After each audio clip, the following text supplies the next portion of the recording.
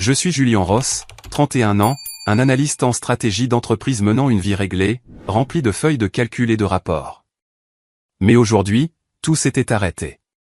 Mon grand-père, Norman Ross, l'homme qui avait bâti l'empire Ross de l'acier et de la logistique à partir de rien, le pilier de toute notre famille, était décédé. La douleur en moi n'était pas un torrent de larmes, mais un vide creux, comme si une partie de mon âme avait été arrachée.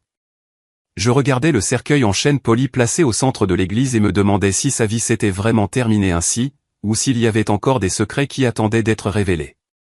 L'atmosphère des funérailles était oppressante. Les bancs en bois poli étaient bondés de parents.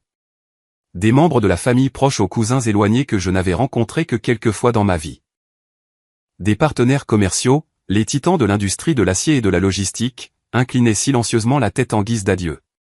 Les employés de longue date de l'entreprise, ceux qui avaient été fidèles à mon grand-père pendant des décennies, se tenaient au fond, leur visage marqué par l'épreuve sous la lumière vacillante des bougies. Ce n'était pas seulement des funérailles. C'était une cérémonie empreinte de pouvoir où le chagrin s'entremêlait de poignées de mains discrètes et de discussions murmurées sur l'avenir de la société. Je pouvais sentir l'artificialité de tout cela, mais je ne pouvais rien y faire. Mon grand-père avait vécu comme un roi, et maintenant il partait de la même manière. Mes parents, Alan et Suzanne Ross, étaient assis au premier rang, juste à côté du cercueil.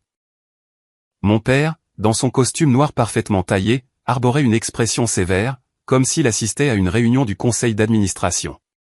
Il ne pleurait pas, ne tremblait pas.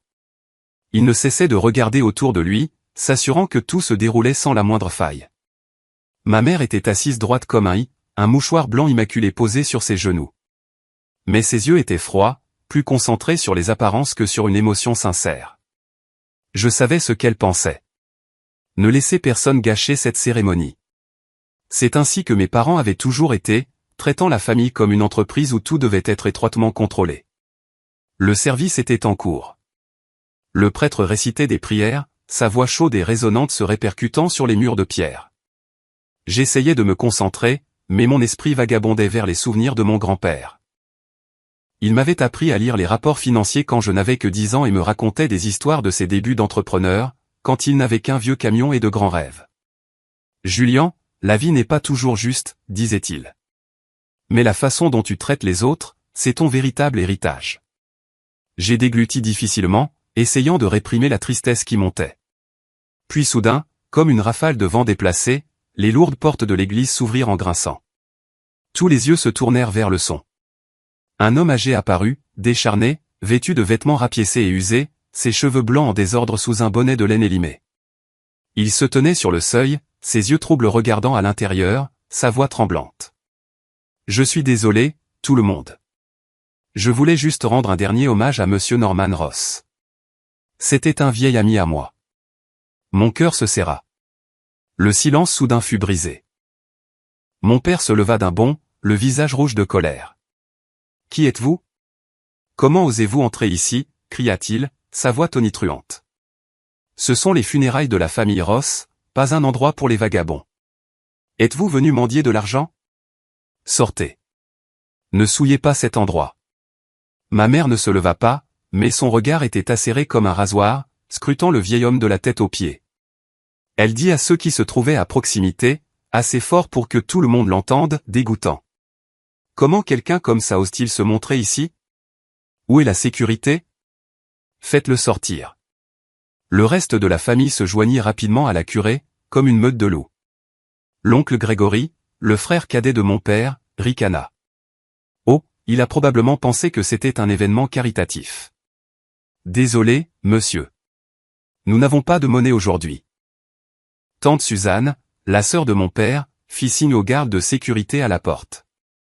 S'il vous plaît, faites-le sortir avant que quelqu'un ne prenne une photo et la publie sur les réseaux sociaux. La réputation de la famille ne peut pas être ternie de cette manière. Mes cousins chuchotaient et gloussaient. Regardez-le. Il doit mourir de faim. Mais aujourd'hui, ce n'est pas le jour des aumônes. Le vieil homme baissa la tête, ses maigres épaules tremblant sous son manteau élimé. Il ne discuta pas. Il jeta seulement un regard profond dans l'église une dernière fois, comme pour essayer de mémoriser la vue du cercueil. Puis il se tourna pour partir en silence, ses pas lents. Mon cœur se tordit. Il y avait quelque chose chez ce vieil homme, ses yeux, son comportement, qui me semblait familier. Même si je ne l'avais jamais rencontré, les souvenirs de mon grand-père et de ses enseignements sur la façon de traiter les autres me revinrent en mémoire. Je ne pouvais pas laisser faire ça. Je sortis de mon banc et appelai le vieil homme pour qu'il s'arrête. Ma voix était calme mais ferme, coupant à travers le barrage d'insultes. Tout le monde me regarda, choqué. Ce sont les funérailles de mon grand-père, et personne n'a le droit de décider qui peut rester ou partir. Il veut seulement rendre hommage. C'est son droit. Mon père se retourna brusquement, les yeux flamboyants. Julian, qu'est-ce que tu crois faire? Te rends-tu compte du nombre de partenaires commerciaux qui sont assis là? Ne transforme pas les funérailles de ton grand-père en farce. Laisse-le partir immédiatement. Je l'ignorais et m'approchai du vieil homme. Je suis Julian Ross, le petit-fils de Norman, dis-je doucement. Quel est votre nom? Comment connaissiez-vous mon grand-père? Le vieil homme esquissa un léger sourire, son comportement étrangement calme. Je suis Peter Ross, et j'étais un ami de Norman d'il y a très longtemps. Peter Ross? Le nom me semblait familier, mais je ne pouvais pas le situer. J'acquiesçai sans insister. S'il vous plaît, venez dans la salle d'attente. C'est plus calme là-bas. Je l'emmenai, ignorant les regards stupéfaits et les chuchotements réprobateurs derrière moi. Ma mère siffla sèchement. Julian, qu'est-ce que tu fais? C'est une insulte à notre famille. Je ne me retournai pas. Dans la petite salle d'attente derrière l'église, j'achetai un sandwich et une bouteille d'eau au distributeur automatique. Reposez-vous ici. Je reviendrai après la fin des funérailles. Il hocha la tête, parlant peu, mais une étrange sensation s'agita en moi, comme si mon grand-père me murmurait quelque chose de l'au-delà. Les funérailles se poursuivirent, mais l'atmosphère était maintenant plus tendue que jamais. Les gens me regardaient bizarrement, comme si j'avais trahi la famille. J'étais assis là, écoutant les prières, mais mon esprit était avec le vieil homme. Pourquoi portait-il le nom de famille Ross? Cette question fit battre mon cœur plus vite, un mélange d'excitation et de malaise. Quand tout le monde fut parti et que l'église devint silencieuse, je retournai à la salle d'attente. Peter était toujours là, la bouteille d'eau à moitié vide. Ça va? Nous pouvons aller au cimetière pour visiter la tombe de mon grand-père maintenant si vous le souhaitez. Il hocha la tête et nous marchâmes le long du chemin de pierre jusqu'au cimetière derrière l'église. L'air était frais. Un léger vent bruissait dans les arbres, transportant l'odeur de la terre humide. Nous n'étions que nous deux à côté de la tombe de mon grand-père. La nouvelle pierre tombale gravée du nom de Norman Ross brillait dans la lumière déclinante de l'après-midi. Peter regarda la tombe, sa voix basse. Norman et moi, nous partagions un lien très étroit. Pas seulement des amis, mais plus que ça. Je me figeai. Mon cœur battait à tout rompre, comme si une porte vers le passé venait de s'entr'ouvrir en grinçant. Que voulez-vous dire? Quelle était exactement votre relation avec mon grand-père? Demandai-je avec urgence. Peter sourit tristement. Tu le sauras assez tôt, Julian. Mais pas encore. L'anxiété monta en moi, rendant le monde autour de moi flou. Les funérailles d'aujourd'hui n'étaient pas seulement une fin. C'était le début d'un secret bien plus grand. Nous sommes restés là, devant la tombe de mon grand-père. Deux étrangers réunis par un fil invisible. J'ai regardé Peter, le vieil homme fatigué, et je me suis demandé ce qui lui passait par la tête. Quant à moi, mes pensées étaient en plein tumulte. Nous n'avons rien dit de plus, nous sommes simplement restés en silence, chacun perdu dans son propre flot de pensées. L'air du cimetière était lourd, porteur d'un poids indescriptible, fait de regrets, de curiosité, et de la peur de ce qui allait arriver. L'après-midi déclinait, la faible lumière du soleil s'estompait progressivement, jetant une teinte rougeâtre sur les arbres environnants. Un vent froid se leva, balayant le cimetière vide, apportant l'odeur de la terre humide et des feuilles fanées. Je sentis les frissons s'infiltrer dans ma peau à travers ma fine veste de costume. Le cimetière ne comptait plus que quelques silhouettes éparses au loin. Les cris plaintifs des moineaux résonnaient comme une complainte de fin de journée. Peter se tenait à côté de moi, les épaules voûtées, et soudain, il se mit à tousser violemment. La toux sèche et rauque résonna dans l'espace silencieux, me surprenant. Il appuya ses mains sur ses genoux, son corps tremblant alors qu'il essayait de se stabiliser. Son visage était pâle, les rides profondes plus prononcées dans la lumière déclinante. Il était clair que sa santé était défaillante. Peut-être le résultat d'années d'errance, à endurer les éléments. Ça va? Vous n'avez pas l'air bien, demandai-je, la voix empreinte d'inquiétude, en m'approchant pour le soutenir. Peter fit un geste de la main, forçant un sourire. Je vais bien, Julian. Juste la vieillesse. Je devrais y aller maintenant. Merci pour aujourd'hui. Il me fit ses adieux, la voix faible mais résolue, puis se tourna pour partir. Son dos voûté et ses pas lents et traînants sur le chemin de gravier semblaient si solitaires dans le vaste cimetière. Le crépuscule approchait. Les ombres s'allongeaient et je réalisai soudain que ce vieil homme n'avait nulle part où aller. Pas de maison, pas de famille, juste le vent froid et la nuit à venir qui l'attendaient. Cette pensée me tordit le cœur. Mon grand-père avait autrefois parlé de vieux amis qui avaient tout perdu mais conservé leur dignité. Peter pourrait-il être l'un d'eux? Je ne pouvais pas le laisser partir comme ça. Sans plus réfléchir, je courus après lui, mes chaussures crissant bruyamment sur le gravier. Peter, s'il vous plaît, attendez un moment, appelai-je, ma voix portée par le vent. Il s'arrêta et se retourna, ses yeux troubles me regardant avec surprise. Avez-vous besoin de quelque chose d'autre? J'étais à bout de souffle, m'arrêtant devant lui. Vous ne pouvez pas partir comme ça. La nuit tombe et vous n'allez pas bien. Laissez-moi vous aider. Venez rester chez moi, au moins jusqu'à ce que vous vous sentiez mieux. C'est le moins que je puisse faire. Peter secoua la tête, un sourire triste revenant. Merci, mais ce n'est pas la peine. Je ne veux déranger personne. Je suis habitué à cette vie depuis longtemps, errant, libre. Une nuit dehors n'est rien. J'insistais, saisissant doucement sa manche, sentant le tissu usé sous mes doigts. Ce n'est pas de la pitié, Peter.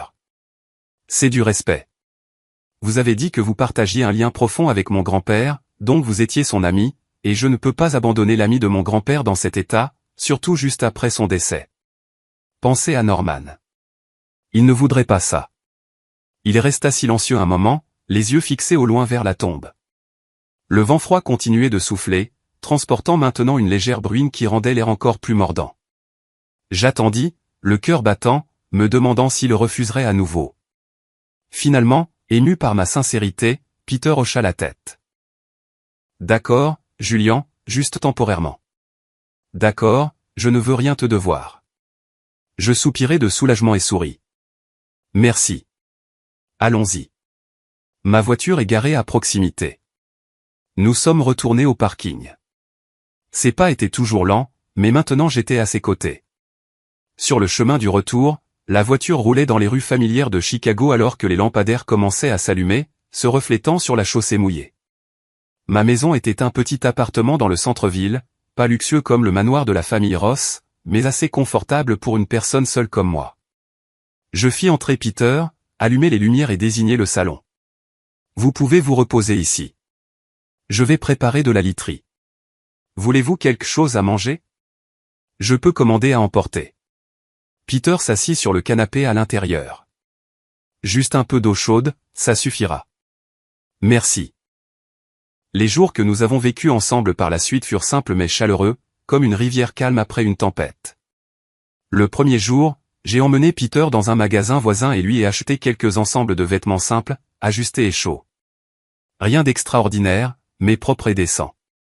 Il a hésité au début, mais m'a finalement laissé choisir en silence, ses yeux montrant un mélange de lassitude et de gratitude. Chaque matin, je me levais tôt, préparais du café pour nous deux, et nous nous asseyions l'un en face de l'autre à la petite table de la cuisine. Au début, Peter parlait peu, ne répondant que lorsque je demandais, mais peu à peu, il s'ouvrit davantage. Je lui parlais de mon travail, des longues journées à analyser les stratégies d'entreprise, des chiffres secs mais puissants. Peter écoutait attentivement, ses yeux s'illuminant chaque fois que je mentionnais les affaires, comme si de vieux souvenirs refaisaient tranquillement surface. Un soir, après un simple dîner de sandwich et de salade, nous nous sommes assis sur le balcon, regardant la circulation en contrebas. Peter, que faisiez-vous avant de commencer à errer comme ça, demandai-je, curieux, mais en gardant un ton doux. Il gloussa doucement en sirotant son thé. Oh, Julian, j'étais autrefois dans le monde des affaires, tout comme toi. Stratégie à long terme, Jean, marché. Je savais tout ça. Mais j'ai réalisé que l'argent n'est pas tout. Parfois, on ne voit clairement que lorsqu'on a tout perdu. J'étais surpris. Vous avez de profondes connaissances. Pourriez-vous me donner quelques conseils? Mon entreprise rencontre des problèmes avec l'expansion du marché. Peter hocha la tête et à partir de là, de longues conversations commencèrent. Il analysait l'économie, comment lire les gens dans les négociations, les stratégies à long terme pour bâtir la confiance plutôt que les profits à court terme. Ces connaissances ne venaient pas des livres. Elles venaient de l'expérience réelle, pleine d'histoires vivantes. Tu vois, Julien, une entreprise solide n'est pas bâtie sur l'argent, mais sur les gens. Ton grand-père l'avait compris, bien que tout le monde ne l'ait pas saisi. J'écoutais mentalement, prenant des notes, et réalisais progressivement que Peter n'était pas un sans-abri ordinaire. Il avait un intellect vif et des aperçus profonds sur les affaires et la vie. Ces soirées me réchauffaient, comme si j'avais un membre de ma famille à mes côtés après avoir perdu mon grand-père. Mais mêlé à cela, il y avait de l'anxiété. Il n'avait toujours pas complètement révélé sa relation avec Norman. Chaque fois que j'essayais de demander, il changeait habilement de sujet, me rendant encore plus curieux. Une nuit, alors que la pluie crépitait contre la fenêtre, nous étions assis près de la fausse cheminée. Peter parla de ses années d'errance. J'ai tout eu un jour, tu sais, mais j'ai choisi de tout quitter. La vie m'a appris que la vraie connexion ne vient pas du sang, mais du respect mutuel. Ces paroles m'ont fait réfléchir. Un lien subtil se formait en moi, comme si cette relation avait été arrangée par mon grand-père il y a longtemps. Il avait dit un jour, Julien, parfois la vie met sur ton chemin les personnes dont tu as besoin. Peter était-il cette personne? Je m'allongeais dans mon lit, écoutant sa faible toux venant du salon, et je me demandais quand le secret serait révélé. Cette anxiété rendait mon sommeil agité, comme l'attente d'une tempête approchante. Les jours suivants se sont déroulés dans une paix fragile, mais ma curiosité grandissait régulièrement. J'essayais de ne pas le presser de questions, craignant que cela ne mette Peter mal à l'aise, mais chaque conversation ressemblait à une pièce de puzzle révélant un peu plus de son passé. Il parlait de ses voyages errants à travers diverses villes et des gens qu'il avait rencontrés, des hommes d'affaires prospères aux autres errants comme lui. La vie nous apprend beaucoup de choses, Julien, dit-il un après-midi alors que nous étions assis près de la fenêtre à regarder la pluie tomber. Parfois, il faut tout perdre pour se retrouver. Ces paroles résonnaient, me rappelant mon grand-père, qui soulignait toujours la valeur des gens par rapport à l'argent. Je commençais à sentir que Peter était un pont vers mon grand-père, une partie de son héritage que je n'avais jamais connu. Puis, une semaine après les funérailles, le téléphone sonna dans l'appartement silencieux. Je préparais le café du matin, l'arôme chaud remplissant l'air, lorsque l'avocat appela. Monsieur Julien Ross, ici le cabinet d'avocat à Rove. La lecture du testament de Monsieur Norman Ross est prévue pour demain matin à 10 h à notre bureau du centre-ville de Chicago. Tous les membres de la famille sont tenus d'être présents. Sa voix était sèche et professionnelle, comme s'il lisait un rapport financier. Je confirmais que je serais là et raccroché. Mon cœur battait plus vite. Le testament. C'était le moment où tout deviendrait clair, où le vrai visage de la famille Ross serait révélé. Je connaissais mes parents, mes oncles et tantes. Ils attendaient tous avec impatience leur part de l'héritage comme des vautours tournoyant autour d'une proie. Et moi? Je voulais juste savoir ce que mon grand-père pensait de moi, de l'avenir de l'entreprise. J'en ai parlé à Peter au petit déjeuner. Il était assis en face de moi, tenant sa tasse de thé, écoutant sans m'interrompre. Alors, demain tu y vas, dit-il calmement. J'acquiesçai, essayant de cacher mon anxiété. Ce sera probablement tendu. Ma famille, ils ne sont pas faciles à gérer. Peter se contenta de sourire, sans rien dire de plus. Je me sentais soulagé de l'avoir là, comme une ancre silencieuse au milieu de la tempête familiale.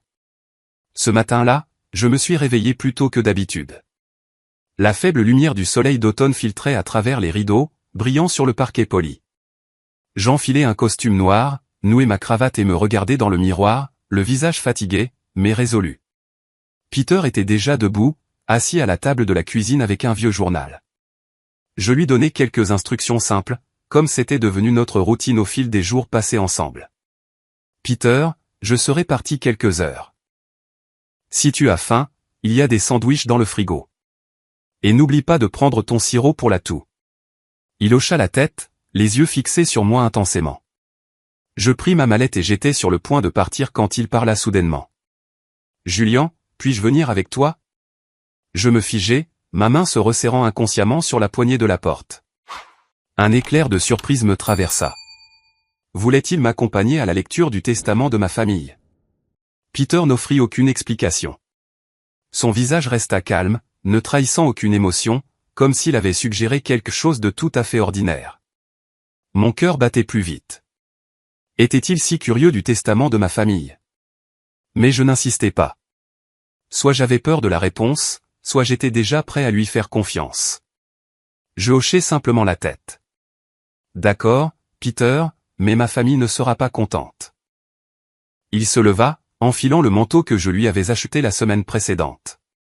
Je sais, mais je dois y aller. Nous avons pris un taxi pour le cabinet d'avocat, un grand immeuble de verre dans le centre-ville de Chicago, où l'air portait toujours l'odeur de l'argent et du pouvoir. En chemin, j'étais silencieux, me préparant mentalement aux réactions inévitables. Peter était assis à côté de moi, regardant par la fenêtre comme s'il était habitué à de telles situations. Je me demandais à quoi il pensait. Pourquoi tenait-il tant à venir? Lorsque nous sommes entrés dans la salle de conférence, l'atmosphère déjà tendue s'est instantanément figée. Toute la famille Ross était présente. Mes parents à la tête de la table, l'oncle Gregory et la tante Suzanne à leur côté, les cousins dispersés avec des visages expectatifs. L'avocat Hargrove était assis au centre, un épais dossier devant lui. Tous les yeux se tournèrent vers nous, puis s'écarquillèrent de choc en reconnaissant l'homme à côté de moi comme le sans-abri âgé qui était apparu aux funérailles. Leurs expressions passèrent de la surprise à la fureur, comme si une bombe venait d'exploser. Mon père, Alan Ross, se leva d'un bond, le visage rouge, pointant Peter du doigt. « Bon sang, qu'est-ce que c'est que ça, Julian? Pourquoi as-tu amené ce vagabond ici?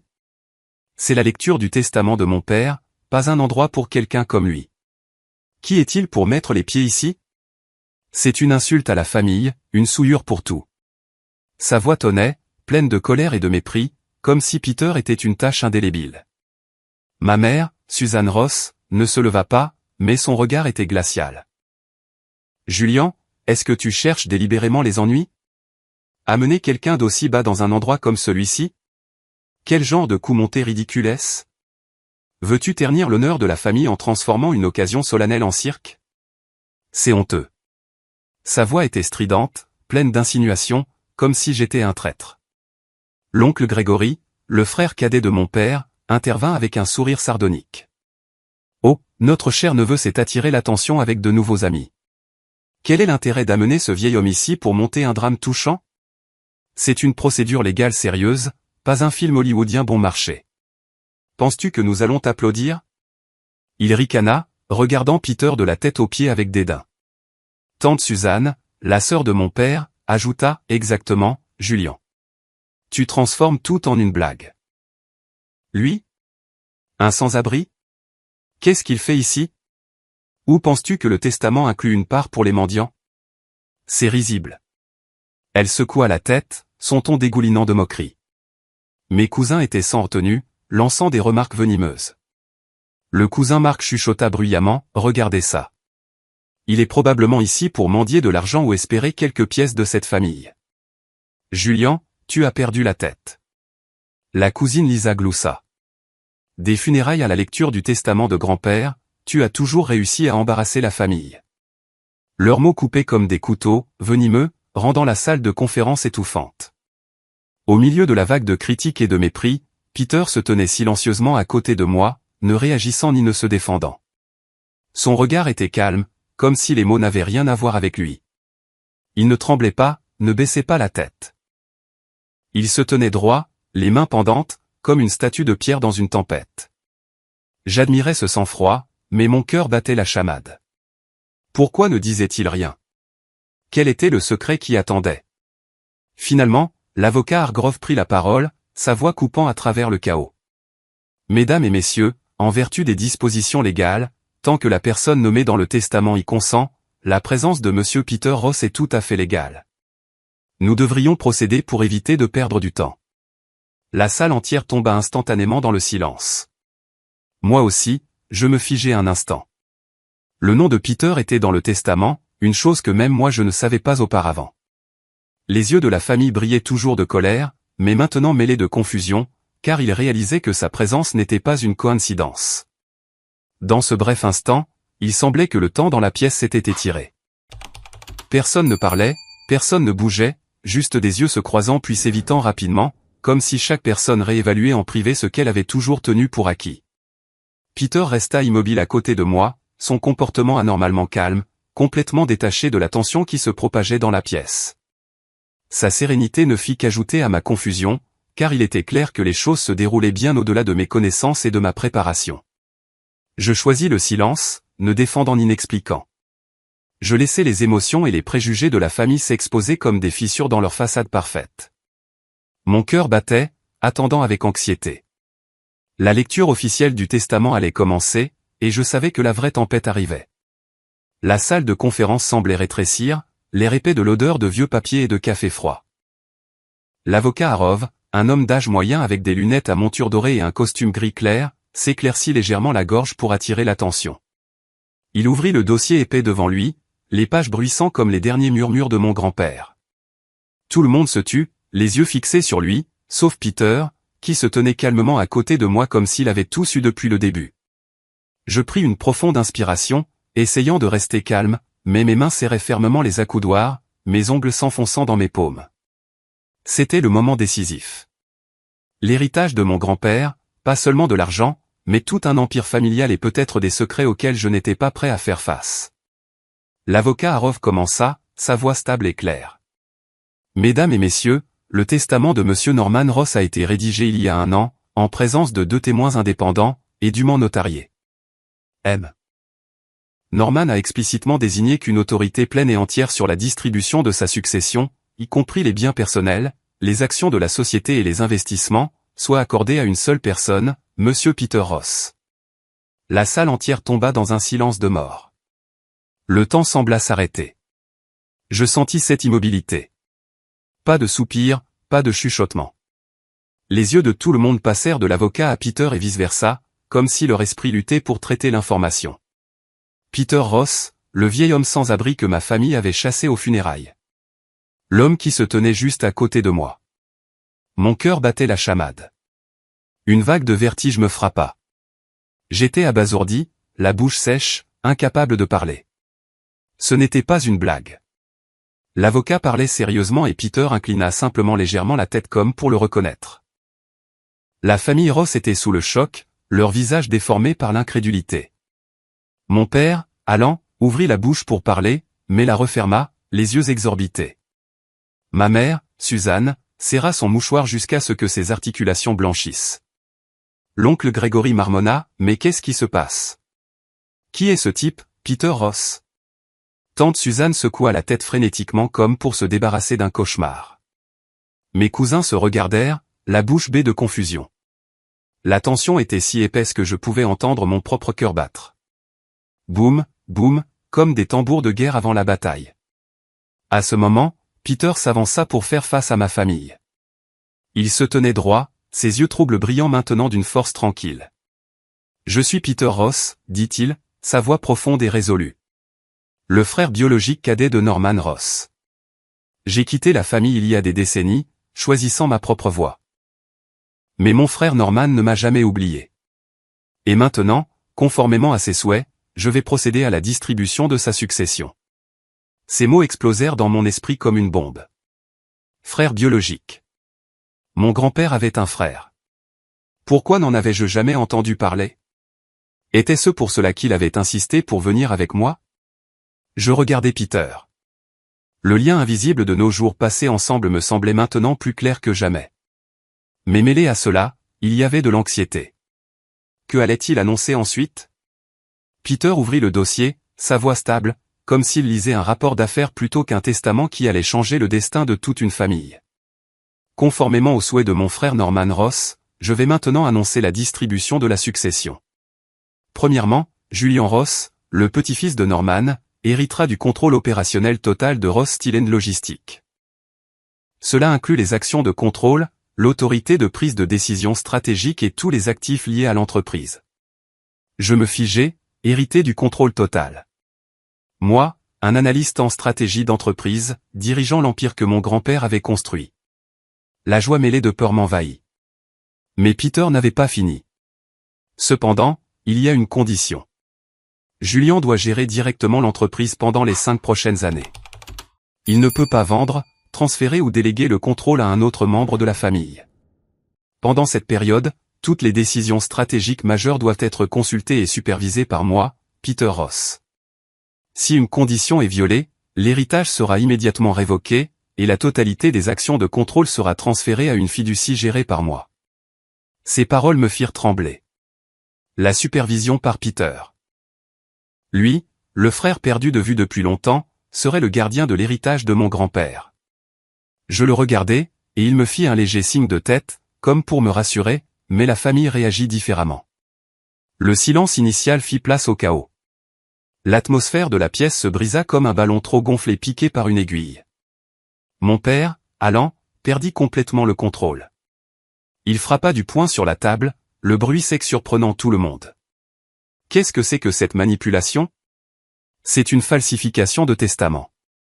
Peter Ross est le frère de mon père. Comment peut-il le prouver? Et Julian, mon propre fils, profitant de la faiblesse de mon père pour s'emparer de l'héritage. C'est un complot. Je n'accepterai pas ce testament. Son visage était rouge, les veines saillantes sur son cou, la voix tremblante de rage. Je regardais mon père, le cœur tordu. Il était autrefois quelqu'un que je respectais, mais maintenant sa cupidité était pleinement exposée. Ma mère, Suzanne, resta plus froide, mais ses mots étaient tranchants comme des couteaux. C'est absolument absurde. Je rejette la légalité de toute cette décision. C'est un montage honteux, une insulte à la famille Ross, un sans-abri, frère ou non, osant décider de notre succession. Julian, tu étais au courant, n'est-ce pas? Tu t'es rangé de son côté pour trahir la famille. Son regard me balaya, plein de déception et de haine, me faisant sentir poignardé. Mes oncles et tantes se joignirent à l'unisson, les voix se chevauchant dans le chaos. L'oncle Grégory se leva, pointant Peter du doigt. Je nie la relation de sang. Comment peut-il prouver qu'il est le frère? C'est une fraude. J'exige que cette lecture soit interrompue immédiatement. Tante Suzanne cria. Appelez nos propres avocats maintenant. Nous ne pouvons pas laisser cela continuer. Un sans-abri sorti de nulle part apparaît soudainement pour diviser la fortune des Ross. C'est ridicule. Mes cousins ne se retinrent pas, m'attaquant ouvertement. Le cousin Marc ricana. Julian, tu es un traître qui s'allie à un étranger pour voler l'héritage. Tu penses que tu le mérites? Nous sommes une famille et tu nous as vendus. Lisa ajouta, exactement. Il a dû conspirer avec ce vieil homme depuis des lustres, prenant tout pour lui. Nous ne laisserons pas passer ça. Au milieu de cette tempête, l'avocat Harov fut forcé d'élever la voix pour dominer le bruit. Mesdames et messieurs, s'il vous plaît, calmez-vous. Le testament a été exécuté légalement avec une documentation complète, des témoins et une vérification médicale de la bonne santé mentale de Monsieur Norman lors de la signature. Il ne peut pas être annulé par des réactions émotionnelles. Tout litige doit passer par les tribunaux. Mais la famille Ross n'écoutait pas. Mon père se leva, nous pointant du doigt, Peter et moi. Nous allons poursuivre. Nous demandons au tribunal d'invalider ses droits de distribution et de dépouiller Julian de son héritage. Ce n'est pas fini. Tout le monde acquiesça, les yeux remplis d'hostilité. Peter resta silencieux, mais je sentis sa force. Il n'avait pas besoin de discuter car la vérité était de son côté. La lecture du testament se termina dans une tension extrême. Les gens partirent, mais deux camps opposés s'étaient clairement formés à partir de ce moment. L'un était ma famille, pleine de colère et de manigance, et l'autre était Peter et moi, debout dans l'œil du cyclone. Je le regardais, le cœur battant toujours. Tu es le frère de mon grand-père. Il hocha la tête. Oui, Julian, et maintenant nous devons les affronter. Sur le chemin du retour, ma tête bourdonnait de pensées. Hérité de l'entreprise, avec des conditions de supervision. Je me souvins que mon grand-père avait dit un jour, un véritable héritage est une responsabilité, pas un pouvoir. Était-ce son dernier test? L'anxiété ne diminua pas car je savais que la bataille ne faisait que commencer. Nous étions assis dans le taxi qui roulait dans les rues animées de Chicago. Mais à l'intérieur du véhicule, c'était silencieux comme une tombe. Peter était assis à côté de moi, regardant par la fenêtre avec des yeux lointains, tandis que j'étais plongé dans un tourbillon de pensées chaotiques. Aucun de nous deux ne dit un mot pendant le long trajet. Seul le ronronnement du moteur et le faible klaxon des voitures lointaines. L'atmosphère était lourde, comme un nuage noir suspendu au-dessus de nos têtes. Pourtant, étrangement, ce n'était pas tendu. C'était comme le silence avant une tempête. Un calme trompeur rempli de questions qui s'accumulaient en moi. Je jetai un coup d'œil à Peter, le vieil homme que je savais maintenant être mon oncle, et je me demandais à quoi il pensait. Quant à moi, mon esprit tournait avec des images de la salle de conférence, le visage rouge de mon père, les dénégations froides de ma mère, les cris de mes oncles et tantes, et les regards hostiles de mes cousins. Ils allaient poursuivre. C'était certain. Mais pourquoi Peter était-il si calme? Savait-il tout depuis le début? Cette pensée fit battre mon cœur plus vite. Une vague d'anxiété mêlée de peur monta en moi. La guerre familiale, quelque chose que j'avais toujours évité, fonçait maintenant sur moi comme un train en fuite.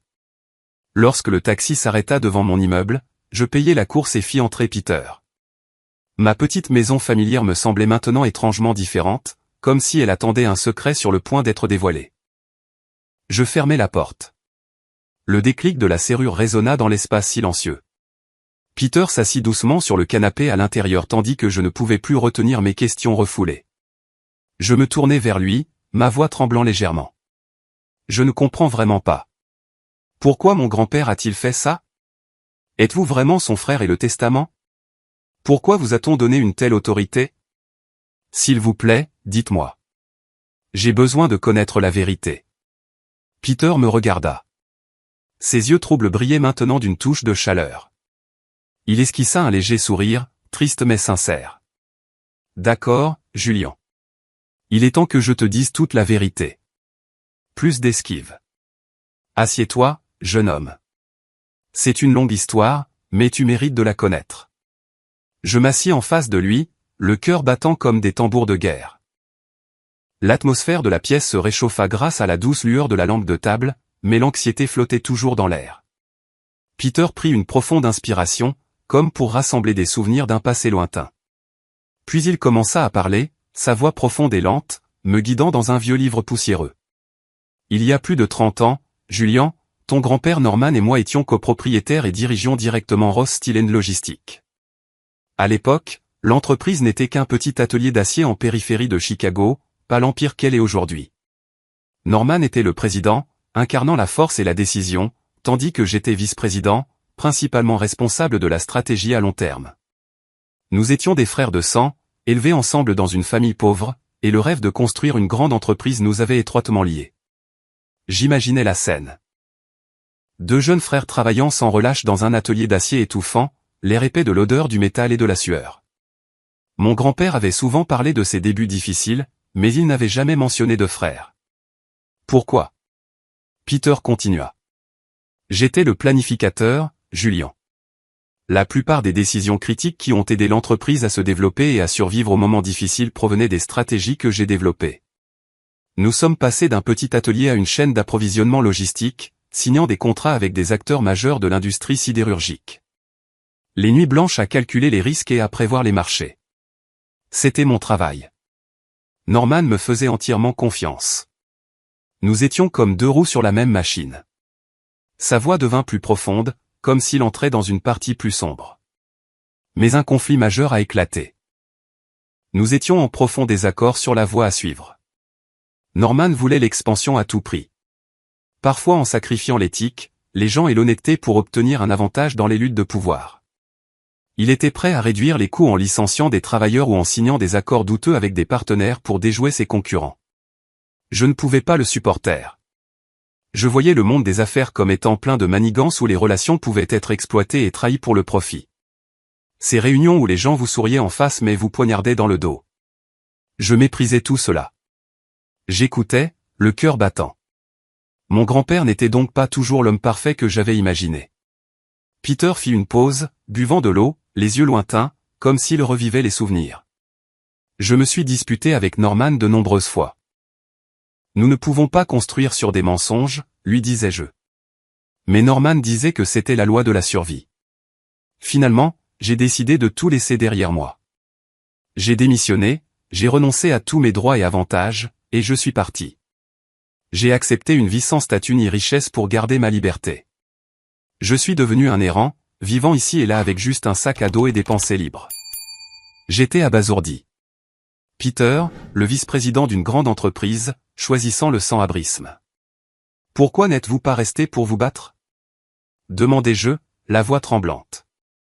Il sourit tristement. Parce que j'ai réalisé, Julian, que le statut peut être perdu du jour au lendemain, mais que le caractère ne se révèle que lorsqu'il n'y a plus rien pour le cacher. Ces années de sans-abrisme me l'ont appris. J'ai rencontré à la fois les côtés sombres et vrais des gens, les riches qui me méprisaient, mais aussi les pauvres qui partageaient leur pain. J'ai dormi sous des ponts, mendié au coin des rues, et observé le monde d'en bas. C'était la vraie liberté, non liée par l'argent ou le pouvoir. J'ai appris à vivre en n'ayant besoin de rien d'autre que de moi-même. Ces souvenirs peignaient un tableau. Un jeune Peter quittant un bureau luxueux, marchant dans une nuit pluvieuse de Chicago, le manteau trempé mais le cœur léger. L'anxiété en moi montait. Ce n'était que le début. Peter poursuivit. Plus tard, Norman a réalisé son erreur. Il m'a cherché de nombreuses fois, me persuadant de revenir dans l'entreprise, mais j'ai fermement refusé. J'ai seulement accepté de donner des conseils discrets en cas de besoin lors de réunions secrètes dans des cafés de bord de route ou par des lettres manuscrites. Je ne voulais pas retourner dans ce tourbillon. Puis il parla de leur dernière rencontre, sa voix s'étranglant légèrement. 1 an avant sa mort, Norman est venu me voir une dernière fois. Il était fragile, mais ses yeux étaient toujours vifs. « Peter, je vais bientôt partir », a-t-il dit. J'ai besoin que tu évalues objectivement chaque membre de la famille qui est digne de porter l'héritage que j'ai construit toute ma vie. J'ai été surpris, mais j'ai accepté. Norman m'a donné toute autorité sur la distribution de la succession, confiant que seul moi, non lié par les liens familiaux ou les intérêts, pouvais prendre une décision lucide. Je me figeais, donc tout avait été planifié. Alors, votre apparition aux funérailles? Chuchotai-je, la voix brisée. Peter hocha la tête. Pas une coïncidence, Julian. C'était le test final. Je me suis présenté aux funérailles pour observer, pour voir les réactions de chacun. Qui me chasserait? Qui m'accepterait? Et tu as bien choisi. Je t'observais discrètement depuis longtemps grâce au rapport discret de Norman. Tu étais le seul à ne pas être aveuglé par le pouvoir. Ces paroles me firent trembler. Les funérailles, où je m'étais avancé pour le défendre, avaient été un test. Mon grand-père avait tout orchestré par l'intermédiaire de Peter. L'anxiété monta, mêlée d'émotions. Grand-père, il me faisait confiance à ce point? Demandai-je, des larmes coulant. Peter posa une main sur mon épaule. Oui, et maintenant tu dois le prouver. L'histoire s'est prolongée tard dans la nuit, riche de détails vivants du passé. J'écoutais, imaginant mon grand-père et un jeune Peter se disputant au bureau. Peter errant sous la pluie, Norman rencontrant secrètement son frère. Chaque détail construisait le drame, faisant battre mon cœur. Ce n'était pas seulement le passé. C'était la clé de l'avenir. Et je savais que la bataille à venir avec la famille serait plus féroce que jamais. Les jours qui ont suivi la lecture du testament se sont déroulés dans un calme trompeur, comme l'accalmie avant une tempête. J'ai repris ma routine quotidienne, mais mon esprit bourdonnait constamment de pensées sur l'entreprise, le testament et Peter, l'oncle que je venais de découvrir. Il a continué à séjourner dans mon appartement, non plus comme un invité, mais comme un membre proche de la famille, un conseiller discret. Nous parlions davantage d'affaires, de la vie. Et progressivement, j'ai commencé à me préparer mentalement à ce qui allait arriver.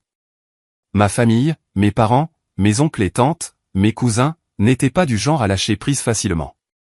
Ils avaient déclaré qu'ils allaient poursuivre, et je savais que ce n'était pas une menace en l'air. Chaque soir, assis à la table de la cuisine avec Peter, je me demandais, que vont-ils faire? Et comment vais-je gérer ça?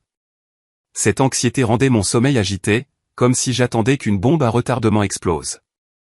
Puis c'est arrivé plus tôt que prévu. À peine 2 semaines après la lecture du testament, par un matin maussade avec une légère bruine, la sonnette a retenti. J'ai ouvert la porte pour trouver un huissier de justice, le visage impassible sous une casquette trempée.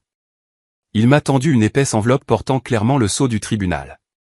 Assignation à comparaître pour Monsieur Julian Ross et Monsieur Peter Ross, dit-il platement, comme s'il lisait un bulletin météo. Je l'ai prise, le cœur battant, et je suis rentré. Peter était assis à la table de la cuisine avec sa tasse de café, comme s'il s'attendait à ce moment. Je lui ai tendu l'enveloppe, ma voix tremblant légèrement. Ils ont intenté un procès. Les plaignants sont mes parents ainsi que l'oncle Grégory, la tante Suzanne et les cousins. Peter a ouvert l'enveloppe, a parcouru les documents et a hoché la tête calmement. Je le savais. C'était inévitable. Il ne montrait aucune panique, aucune colère, juste un sang-froid comme s'il lisait un vieux rapport d'affaires. J'ai ressenti un frémissement de surprise, mais pas de panique. Je l'avais anticipé d'après les histoires que Peter racontait sur le passé de la famille. Ils avaient toujours considéré le pouvoir comme tout et maintenant ils se sentaient dépossédés. Quelles sont les accusations ? Demandai-je en m'asseyant en face de lui. Peter a fait glisser les papiers. Falsification de testament, mise en doute de la capacité mentale de Norman et affirmation que je suis un imposteur. Ils veulent invalider toute la distribution. J'ai parcouru le langage juridique sec, teinté de venin. Peter Ross, imposteur. Julian Ross, exploitant Monsieur Norman Ross. Mon cœur s'est tordu. C'était ma famille. Les gens qui m'avaient serré dans leurs bras quand j'étais enfant, se retournant maintenant contre moi comme des ennemis. Mais Peter a posé une main sur mon épaule. Ne t'inquiète pas, Julian. Ce procès ne concerne pas les émotions. C'est là que la vérité et la loi parleront d'elles-mêmes. Nous allons nous préparer. Dans les jours qui suivirent, Peter me guida comme un mentor. Il sortit de sa vieille valise des dossiers préparés des années à l'avance. Preuves de lien de sang, procès-verbaux de réunion familiale, lettres manuscrites de mon grand-père. Norman avait tout prévu, dit-il, la voix chaude et stable. Il savait comment la famille réagirait, alors il a préparé des preuves irréfutables. Nous avons passé des heures à examiner les documents, les dossiers médicaux prouvant la bonne santé mentale de mon grand-père lors de la rédaction du testament. Des témoins, l'ancien avocat, même le journal personnel de mon grand-père. Peter a insisté, reste calme, Julian. Ils attaqueront sur le plan émotionnel, mais nous avons la loi. C'est un test de ta détermination. J'ai hoché la tête, mais l'anxiété montait en moi. J'imaginais le procès. Les regards hostiles de la famille, les accusations sévères de leur avocat. As-tu peur du procès à venir ? Demandai-je un soir alors que la pluie tombait contre la fenêtre. Peter leva les yeux vers moi, un léger sourire se dessinant sur ses lèvres, non pas méprisant, mais compréhensif. J'ai erré pendant près de 30 ans, Julian, dit-il lentement. J'ai perdu tout ce que les gens considèrent comme important il y a longtemps. Comparé à cette époque, un procès qui ne dure qu'un jour n'est rien. Il fit une pause, son regard devenant plus sérieux en me regardant droit dans les yeux. Mais tu es différent. Tu ne les affrontes pas seulement. Tu entres dans une position dont beaucoup dépendront. L'entreprise a besoin de toi, lucide et stable. Ne laisse pas la peur te faire oublier ce que tu défends. Le jour du procès est arrivé sous un ciel gris de Chicago. Le vent coupant comme un couteau. Le palais de justice fédérale du centre-ville, un majestueux bâtiment en granit avec des colonnes imposantes et des couloirs en marbre. Je portais un costume noir, la cravate bien nouée, le cœur battant en entrant dans la salle d'audience. Peter marchait à mes côtés, calme comme s'il se promenait. À l'intérieur, ma famille remplissait le côté des plaignants, mon père, le visage sévère, ma mère, glaciale, l'oncle Grégory chuchotant à leur avocat, la tante Suzanne serrant son sac à main, les cousins me regardant avec haine. La tension était immédiate. Comme un ballon trop gonflé sur le point d'éclater, la juge, une femme d'âge moyen avec des lunettes à monture noire, a ouvert la séance, l'avocat des plaignants, un homme grand à la voix retentissante, a commencé par un barrage d'accusations contre Peter et moi. De manière dramatique, il a déclaré, « Votre honneur, ce testament est le produit d'une manipulation. Monsieur Norman Ross, dans sa vieillesse fragile, a été influencé par Peter Ross, un sans-abri apparu de manière inattendue. Et Julian Ross, le petit-fils, qui a exploité son état affaibli après les funérailles pour s'emparer de l'héritage. Il m'a dépeint comme une figure faible et manipulée, en deuil après les funérailles, et Peter comme un opportuniste soudain visant à s'emparer de la richesse. Peter Ross n'est pas le frère biologique, juste un imposteur. Et Julian manque de qualification. Il n'a jamais géré l'entreprise, seulement un analyste. Ces mots coupaient comme des couteaux, resserrant ma poitrine. J'ai jeté un coup d'œil à ma famille, mon père hochant la tête en accord, ma mère me regardant avec déception, l'oncle Grégory souriant en coin. L'anxiété a atteint son paroxysme, la sueur perlant sur mon front. Mais Peter se tenait calmement. Votre honneur, j'ai une documentation juridique complète préparée des années à l'avance. Il a présenté une preuve de parenté, des actes de naissance, des tests ADN, des documents d'autorisation de mon grand-père et des preuves du processus de rédaction du testament. Ce sont les lettres manuscrites de Norman confirmant que je suis son frère biologique, et il m'a fait confiance parce qu'il faisait confiance à mon jugement. Notre avocat représentant la succession de mon grand-père, Monsieur Hargrove, a ajouté professionnellement. Le testament a été exécuté alors qu'il était sain d'esprit et légalement valide. Il y a des témoins, 2 avocats indépendants, et des dossiers médicaux clairs du médecin personnel de Monsieur Norman. Aucun signe de coercition ou de manipulation n'existe. Voici le rapport médical. Monsieur Norman était en bonne santé, sans déclin cognitif. Puis ce fut mon tour. En tant qu'héritier principal, je me suis levé, la voix légèrement tremblante, mais ferme. Votre honneur, j'ai des preuves de faute passée de la part de la famille. J'ai présenté les documents que Peter avait préparés. Des courriels internes, des procès-verbaux de réunion, des rapports financiers, prouvant des tentatives de manipulation de pouvoir interne, des conflits d'intérêts et des décisions nuisant à l'entreprise pour un gain personnel. L'oncle Grégory a un jour fait pression sur mon grand-père pour qu'il signe des contrats de complaisance afin de détourner des fonds de l'entreprise. Ma mère s'est ingérée dans le personnel pour favoriser des parents, entraînant des millions de pertes. Ce n'est pas un litige testamentaire. C'est la protection de l'héritage de mon grand-père contre ceux qui l'ont nui. Les plaignants ont tenté de contrer, mais leurs arguments étaient faibles et décousus. Leur avocat a bégayé, ces documents pourraient être falsifiés. Mais face à des preuves spécifiques et cohérentes, des papiers notariés, des témoins vivants, ils n'ont pas pu nier la légalité du testament. Les membres de la famille Ross ont commencé à montrer un malaise et une tension évidents. Mon père a agrippé les bras du fauteuil, le visage pâle.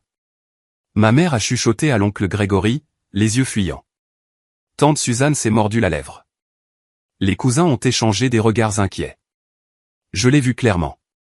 Le procès se retournait complètement contre eux. Mon cœur s'est emballé. Anxiété mêlée de soulagement. Nous étions en train de gagner. Après délibération, la juge a frappé de son marteau. Le tribunal se prononce en faveur absolue de Peter Ross et Julian Ross. La pleine validité juridique du testament et la distribution de la succession exécutée sont maintenues. Ces mots ont résonné comme une bombe dans la salle. Ma famille s'est figée de choc puis a éclaté. Mon père s'est levé d'un bond. C'est une injustice. Mais la juge a secoué la tête, levant la séance.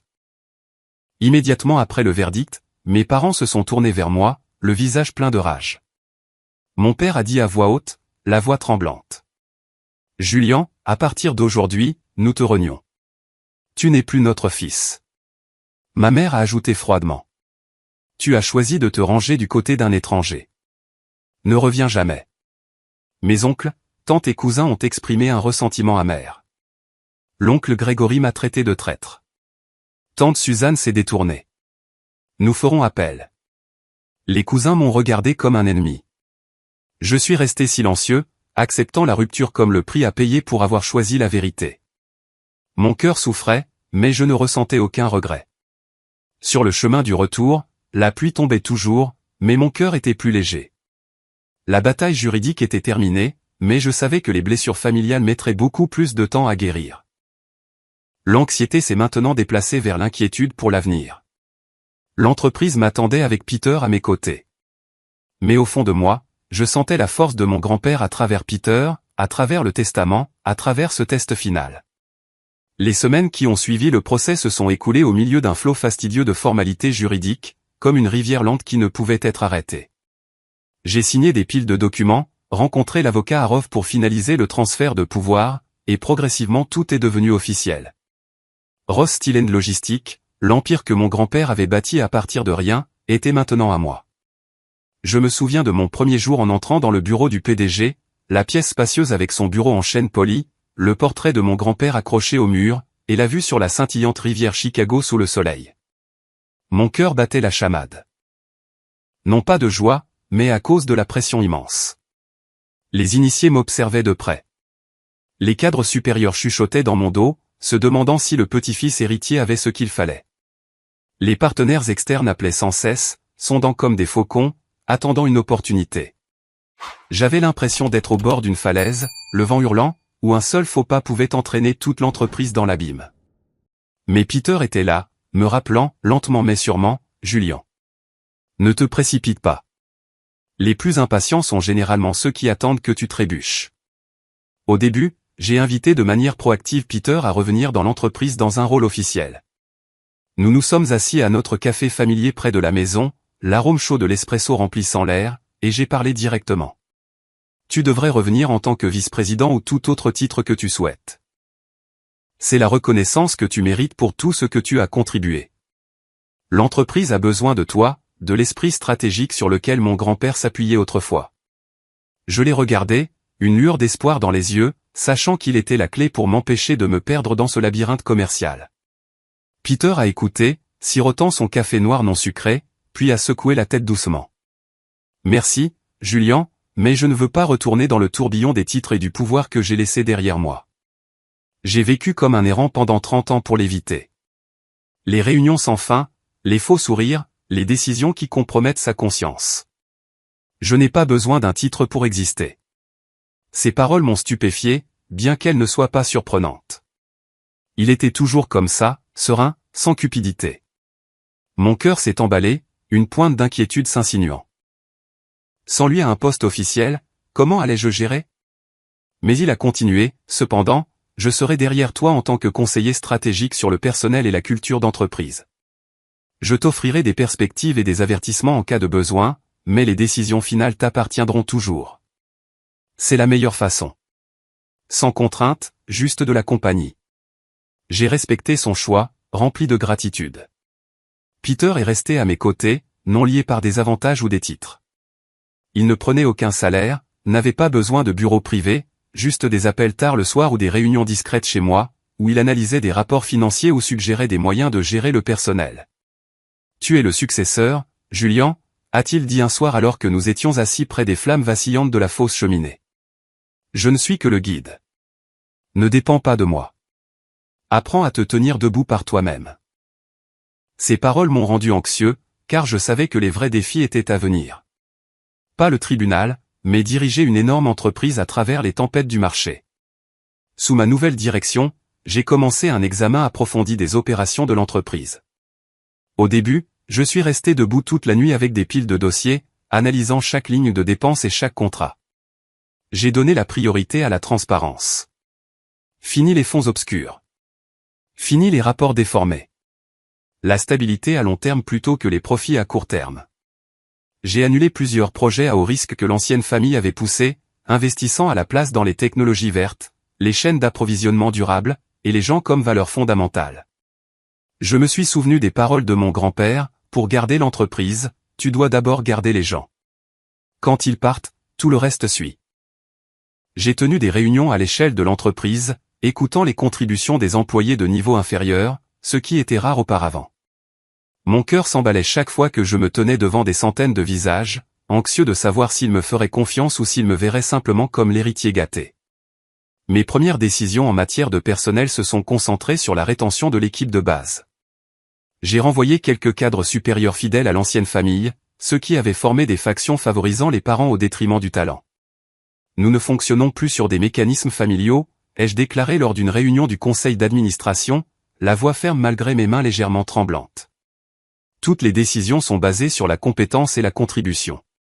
J'ai mis fin au favoritisme factionnel. Fini les promotions dues à la parenté. Fini les primes basées sur les relations. J'ai senti la tension dans l'air. Certains employés s'inquiétaient, chuchotant à propos d'une purge, mais je savais que c'était nécessaire. L'anxiété monta. Allait-il se rebeller? Le cours de l'action allait-il chuter? Peter m'a soutenu discrètement en coulisses, m'aidant à repérer les faiblesses bien ancrées dans la culture d'entreprise qui persistait depuis des années. Il a analysé, cette entreprise a été empoisonnée par la cupidité. Julian, les employés avaient peur de dire la vérité de peur de perdre leur emploi. Bâtis la confiance. Commence par de petites choses. Il a suggéré des programmes de formation et des canaux de retour d'informations anonymes, et je les ai mis en œuvre. Un soir, il a appelé, il y a un responsable de la logistique qui cache des vulnérabilités de la chaîne d'approvisionnement. Vérifie. Je l'ai fait et je l'ai découvert, sauvant l'entreprise d'une perte majeure. Son soutien était comme un phare dans le brouillard, me remplissant d'une gratitude sans borne. Les employés ont progressivement remarqué les changements substantiels. Fini les ordres vagues venant d'en haut, fini la pression politique interne où tout le monde s'inquiétait des factions. À la place, des réunions transparentes, des récompenses basées sur la performance, et j'écoutais les contributions de tous les niveaux. Un après-midi, Monsieur Harris, un employé de longue date de la production, m'a arrêté dans le couloir. Il m'a regardé, la voix lente mais sincère. Julian, c'est la première fois que je me sens vraiment écouté. Plus besoin de s'inquiéter de savoir qui est parent avec qui. Ces simples mots ont réchauffé mon cœur, mais m'ont aussi rendu plus anxieux que jamais car j'ai compris que la confiance une fois donnée exige une grande responsabilité pour la maintenir. À partir de moments comme celui-là, la confiance a commencé à se former au sein de l'entreprise, se propageant tranquillement comme un courant sous-jacent. Le soutien pour moi ne venait pas du titre d'héritage, mais de choix spécifiques en matière de leadership, comme lorsque j'ai rejeté un plan de réduction des salaires des employés pour réduire les coûts. À la place, j'ai optimisé les opérations pour conserver à la fois les gens et l'efficacité. Ross Steel & Logistics est entré dans une nouvelle phase de départ, ni pas accent grave ni ostentatoire, mais plus stable et plus clairement dirigé que jamais. Les cours de l'action se sont stabilisés, les partenaires ont signé de nouveaux contrats, et la presse a écrit sur la renaissance sous une jeune direction. Mais je savais que des défis subsistaient. Des marchés volatiles, une concurrence féroce. Les premiers mois sous ma direction se sont déroulés comme un rêve lucide, rempli de petites mais significatives réalisations. Les revenus ont progressivement augmenté. Les employés souriaient davantage dans les couloirs, et les réunions n'étaient plus aussi tendues qu'auparavant. Je commençais à me sentir plus confiant, comme si mon grand-père, quelque part, me tapait sur l'épaule en signe d'encouragement. Peter continuait à servir de conseiller stratégique. Nos conversations tard le soir m'aidaient à voir la stratégie à long terme plus clairement. Tu te débrouilles bien. Le cours de l'action de l'entreprise augmente régulièrement, a-t-il dit un après-midi alors que nous étions assis sur le balcon du bureau, regardant la circulation en contrebas dans les rues de Chicago. Mais ne sois pas complaisant. Le succès attire toujours l'envie. Ces paroles étaient un avertissement vague, faisant battre mon cœur. J'ai hoché la tête, mais intérieurement je pensais que l'ancienne famille avait perdu le procès. Ils n'oseraient plus rien faire, n'est-ce pas? J'avais tort. Alors que l'entreprise commençait à se redresser et à croître régulièrement, les ventes du premier trimestre dépassant les prévisions de 12%, le cours de l'action augmentant doucement, l'ancienne famille a refusé d'accepter la défaite. Ils ont discrètement lancé des efforts de sabotage comme des ombres rôdant dans l'obscurité.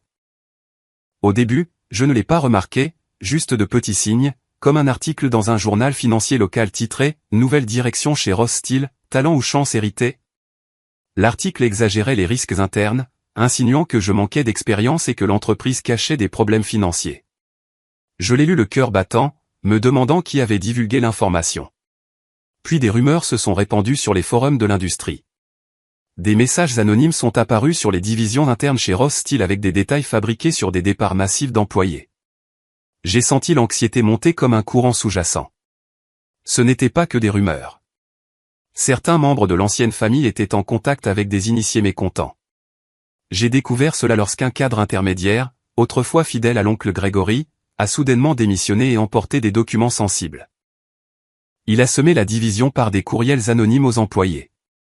La nouvelle direction licencie du personnel. L'entreprise est sur le point de s'effondrer. Lors des négociations pour un contrat de fournisseur majeur, des informations ont été perturbées. Quelqu'un a divulgué des données déformées, faisant douter le partenaire de notre transparence. J'étais assis dans mon bureau, serrant fermement le téléphone, et écoutant les rapports de l'équipe. Monsieur Julian, le contrat risque d'être retardé. Ils disent avoir entendu dire que nos affaires internes sont en plein chaos. Ils se sont même liés avec des concurrents. J'ai appris cela par une source fiable. Mon père, Alan, avait rencontré un représentant de Steel Dynamics, un rival majeur, dans un bar discret. Ils ont fourni des documents internes sélectivement modifiés, déformant délibérément la vérité. Un ancien rapport financier modifié pour faire croire que nous cachions des vulnérabilités ou des courriels internes sortis de leur contexte pour prouver mon incompétence. Ces documents ont été diffusés secrètement, semant le doute parmi les partenaires. Un matin, j'ai ouvert mon courriel pour voir un article du Wall Street Journal. Ross Steele face à une crise de leadership. Mon cœur s'est emballé, la sueur froide perlant. Ce n'était pas un hasard. C'était une campagne délibérée de personnes qui étaient autrefois mon sang. Sous cette vague d'attaques secrètes, l'entreprise est entrée dans une phase turbulente. De nombreux clients et partenaires sont devenus prudents, retardant les collaborations. Un contrat logistique majeur a été reporté indéfiniment, citant la nécessité d'un examen plus approfondi. Le cours de l'action a chuté de 8% en seulement 2 semaines. Les actionnaires ont paniqué, appelant sans arrêt « Julian, que se passe-t-il ? L'entreprise est-elle stable ?» Certains employés craignaient un avenir incertain, chuchotant pendant les pauses « Si le nouveau patron ne tient pas le coup, que nous arrivera-t-il ?» Bien que j'ai anticipé ce scénario grâce aux avertissements de Peter, la réalité me tenait toujours éveillé d'anxiété. J'étais assis seul au bureau tard le soir, fixant les graphiques boursiers rouges sur l'écran, me demandant « Ai-je la force de résister à cela ? Où l'ancienne famille gagnera-t-elle ?» Peter m'a rassuré lors d'une réunion urgente à la maison. Il était assis en face de moi, la voix calme comme toujours. « Julian, reconstruire un empire n'est jamais sans épines. Ces coups sont le véritable test de ton métal. Ils sont désespérés parce qu'ils savent que tu fais ce qu'il faut. Ne panique pas, agis. » Ces paroles étaient comme un médicament, ralentissant mon cœur qui s'emballait. Ensemble, nous avons élaboré une contre-stratégie claire. Premièrement, retrouver les fuites d'informations. J'ai formé une équipe interne pour vérifier les courriels, les appels et suivre les individus mécontents. Deuxièmement, renforcer la légalité des contrats. L'avocat Hargrove a été rappelé pour rédiger des clauses de confidentialité plus strictes. Troisièmement, être proactif et transparent avec les principaux partenaires. J'ai décidé de tenir des réunions en ligne partageant publiquement des données réelles pour étouffer les rumeurs. J'ai exécuté étape par étape comme une bataille silencieuse, coupant les liens internes. Après l'enquête, nous avons découvert 3 employés liés à l'ancienne famille. Un cousin éloigné qui avait été favorisé par le passé. Je les ai appelés au bureau, la voix ferme mais pas dure. À partir d'aujourd'hui, Ross Steele n'est plus votre place. Ils sont partis et j'ai ressenti de l'anxiété en signant les lettres de licenciement, mais je savais que c'était nécessaire. Puis, j'ai publié publiquement des données vérifiées. J'ai tenu une conférence de presse en ligne présentant les rapports financiers réels pour prouver la stabilité. Les rumeurs répandues ces derniers jours sont toutes fabriquées, ai-je dit, le cœur battant mais la voix stable. Nous sommes transparents et voici les preuves. Avec les actionnaires, je me suis engagé personnellement, appelant les principaux pour expliquer chaque étape. Nous sommes plus forts que jamais. Faites-moi confiance. Les attaques secrètes se sont progressivement effondrées. Les campagnes de dénigrement ont perdu leur effet à mesure que la vérité émergeait. Les articles négatifs ont été réfutés avec des données. Les partenaires sont revenus signer des contrats après avoir vu la transparence. Un partenaire majeur, auparavant hésitant, m'a envoyé un courriel, « Merci pour votre franchise, Julian. Continuons notre partenariat. » Le cours de l'action a commencé à se redresser. Les actionnaires ont soupiré de soulagement. Les employés ont chuchoté, « Notre nouveau patron a vraiment ce qu'il faut. » Voyant le vent tourner, j'ai réalisé que le moment de la contre-attaque était proche. Mon cœur battait d'excitation. Plus de peur, mais du frisson. La vraie bataille entrait dans sa phase décisive. Peter a souri quand je lui ai dit. « Tu vois, la vérité gagne toujours. Maintenant, prépare-toi pour le coup de grâce. » J'ai hoché la tête, prêt. Dans les nuits qui ont suivi, j'ai planifié, imaginant comment renverser la situation. L'ancienne famille avait joué salement. C'était maintenant à mon tour de défendre l'héritage de mon grand-père avec justice. Nous avons commencé notre contre-attaque de manière calculée, non pas bruyante comme des disputes publiques, mais en frappant discrètement chaque maillon essentiel. Peter et moi étions assis dans mon bureau à la maison tard un soir, la douce lueur de la lampe de bureau éclairant la pile de vieux dossiers qu'il avait sortis de sa valise en cuir usé. Il les avait gardés pendant des années. Des documents que mon grand-père lui avait confiés ou qu'il avait rassemblés lors de ses sessions de conseil discrètes. Il est temps de les utiliser, dit Peter, sa voix profonde et résolue. Mon cœur s'accéléra alors qu'il me tendait les vieux dossiers un par un, liés aux décisions douteuses de la période où mes parents, oncle et tante s'étaient profondément ingérés dans les opérations de l'entreprise. Je me souviens clairement de ce moment. Peter ouvrant un épais dossier jauni et pointant les lignes densément écrites. Regarde ici, Julian. En 2015, ton père Alan a fait pression sur Norman pour qu'il signe un contrat de fourniture d'acier avec une société écran appartenant à l'oncle Gregory. Ils ont transféré 2 millions de dollars sous couvert de frais de consultation, mais c'était en fait un conflit d'intérêts puisque l'entreprise était secrètement détenue par la famille. Norman le savait, mais il était sous la pression des liens familiaux. J'ai parcouru le document, la poitrine serrée. Les chiffres, les signatures, les courriels internes, tout était clair, mais auparavant caché sous le voile des décisions familiales. J'imaginais mon grand-père assis seul dans son bureau, soupirant face aux exigences de ses enfants, et je me demandais pourquoi il ne m'en avait pas parlé plus tôt. L'anxiété monta. Ce n'était pas que des papiers. C'étaient des preuves qui pouvaient démanteler tout un système de cupidité. À partir de là, j'ai ordonné un examen complet de toutes les transactions, contrats et flux de trésorerie impliquant l'ancienne famille. J'ai formé une équipe interne de confiance, comprenant l'avocat Hargrove et quelques analystes recommandés par Peter, pour fouiller en profondeur dans les archives numériques et les vieux dossiers papier. De longues nuits blanches au bureau, les écrans d'ordinateur brillants de feuilles de calcul Excel et de rapports bancaires me piquaient les yeux. Nous avons découvert des fautes prolongées qui avaient été habilement dissimulées. Un transfert inexpliqué de 500 000 $ du fonds de prévoyance de l'entreprise vers le compte personnel de ma mère Suzanne, déguisé en soutien caritatif familial, ou des contrats logistiques avec des proches de la tante Suzanne, où les prix étaient gonflés de 20% pour écrémer des commissions cachées. Chaque découverte faisait battre mon cœur, non pas de colère, mais du drame de la vérité qui émergeait. C'est un conflit d'intérêts clair, dit calmement Hargrove. Ils traitaient l'entreprise comme leur terrain de jeu personnel. Les transferts inexpliqués, les conflits d'intérêts et les contrats en coulisses ont été progressivement mis à nu, couche par couche. J'étais assis seul au bureau tard le soir, le vent froid de la rivière Chicago soufflant par la fenêtre ouverte, examinant de vieux courriels. Mon père écrivant à mon grand-père, « Papa, c'est une bonne opportunité pour la famille. Ne t'inquiète pas des détails. » Mais ces détails étaient maintenant des preuves irréfutables. Peter était là pour me guider. Ne révèle pas tout d'un coup. Choisis le moment. Frappe les points faibles. Nous avons analysé chaque maillon, des comptes bancaires aux partenaires impliqués, et attendions avec anxiété le moment de renverser la situation. J'imaginais les visages de mes parents lorsque tout serait révélé et je me demandais s'ils le regretteraient. Ce n'était pas de la vengeance, mais la douleur de la rupture familiale couvait toujours en moi. En parallèle, j'ai fourni de manière proactive des informations vérifiées aux principaux partenaires et aux agences de surveillance du marché. Je ne voulais pas de bruit, pas de conférence de presse tape à accent grave-l'œil, pas d'accusations publiques, mais des lettres privées avec des documents juridiques joints. À un partenaire logistique qui avait hésité à cause des rumeurs, j'ai appelé directement. Je sais que de fausses informations ont circulé. Voici le rapport réel et voici la preuve de sa source. Ma voix était stable bien que mon cœur battait la chamade. Les agences de surveillance du marché comme la SEC ont reçu de notre part des dossiers anonymes détaillant des violations potentielles des lois sur la concurrence. Peter a conseillé, laisse-les enquêter eux-mêmes. Nous ne fournissons que la vérité. Chaque courriel envoyé me rendait anxieux. Le croirait-il? Le plan se retournerait-il contre nous?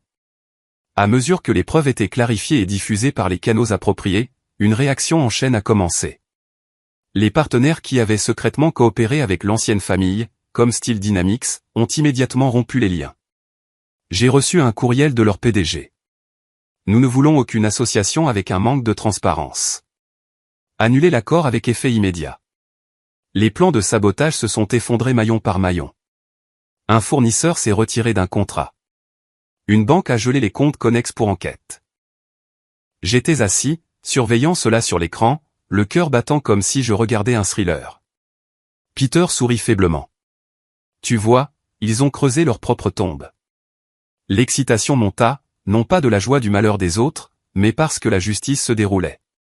La réputation de mes parents, oncles et tantes a chuté rapidement.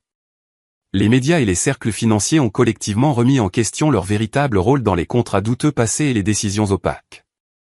Un article du Financial Times. Ancien dirigeant de Ross Steel soupçonné de manipulation interne. De nouvelles preuves émergent.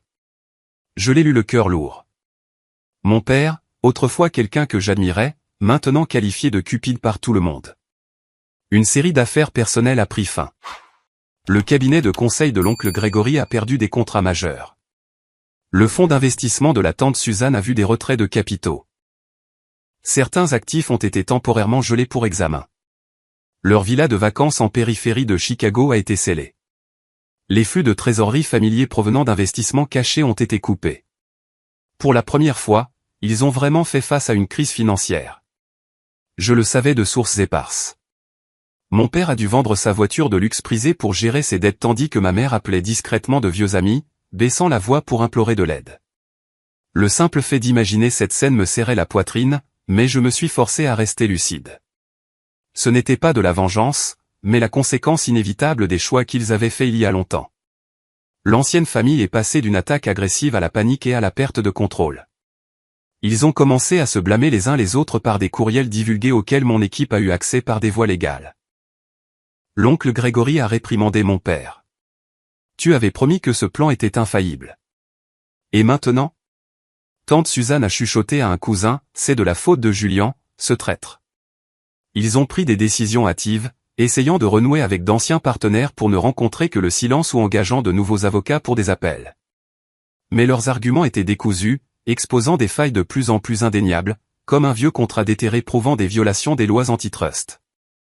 J'ai observé tout le processus avec clarté, assis au bureau avec Peter, surveillant les nouvelles et les rapports. Ce n'est pas de la vengeance, lui ai chuchoté. C'est le résultat inévitable des choix qu'ils ont faits il y a longtemps. Peter hocha la tête. Exactement. Ton grand-père serait fier. À ce stade, le vent avait complètement tourné et l'effondrement de l'ancienne famille n'était plus une possibilité, mais une fatalité. J'ai reçu un appel de l'avocat. Il négocie un règlement, mais il est trop tard. Mon cœur s'est emballé d'anxiété, d'excitation à l'idée que l'entreprise était en sécurité, mais de tristesse face à la perte de la famille. La contre-attaque était silencieuse mais efficace, comme une partie d'échecs que nous avions gagnée par la vérité et la patience. Les jours qui suivirent se sont déroulés dans un calme trompeur, comme le calme après la tempête. L'atmosphère au sein de l'entreprise s'est progressivement stabilisée, comme un navire qui a traversé la tempête et trouvé des mers calmes. Les revenus ont recommencé à augmenter. Le cours de l'action s'est redressé et les employés chuchotaient à propos d'un véritable nouveau départ. J'étais assis dans mon bureau, regardant la rivière Chicago scintiller sous le soleil de l'après-midi et je me demandais si tout était vraiment terminé. Peter était là, comme d'habitude, assis sur le vieux canapé avec une tasse de thé chaud. « Que penses-tu qu'ils feront ensuite » demanda-t-il calmement. Je secouai la tête. Peut-être qu'ils abandonneront, mais je n'en suis pas sûr.